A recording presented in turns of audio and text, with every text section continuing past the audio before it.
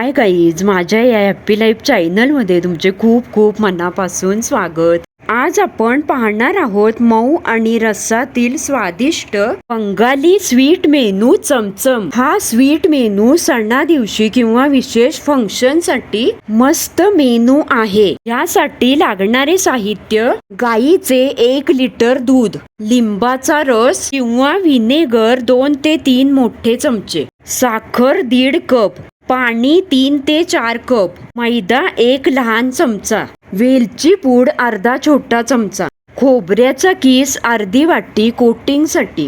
छेना तयार करण्याची कृती पाहूया। एका भांड्यात दूध उकळायला ठेवा। दूध उकळल्यावर गॅस बंद करा। त्यात थोडे थोडे करून लिंबाचा रस घाला। दूध चांगले फाटल्यावर पांढरा छेना वेगळा होईल। हा छेना सुती कपड्यात बांधून थंड पाण्याने धुवा, यामुळे लिंबाचा आंबटपणा जाईल। छेनामधील अतिरिक्त पाणी पूर्णपणे निथळून घ्या, साधारण अर्धा तास। आता नितळलेला छेना एका ताटात काढा। त्यात 1 लहान चमचा मैदा घाला। हाताच्या तळव्याच्या मदतीने छेना 5 ते 7 मिनिटे मऊ होईपर्यंत एकजीव करा। मळलेल्या पिठाचे लहान गोळे बनवा। त्यांना दोन्ही हातांच्या सहाय्याने लांबट आकार द्या। पाक बनवण्याची कृती पाहूया। एका मोठ्या पसरट भांड्यात साखर आणि पाणी एकत्र उकळायला ठेवा। पाकाला छान उकळी आल्यावर तयार केलेले चमचमचे गोळे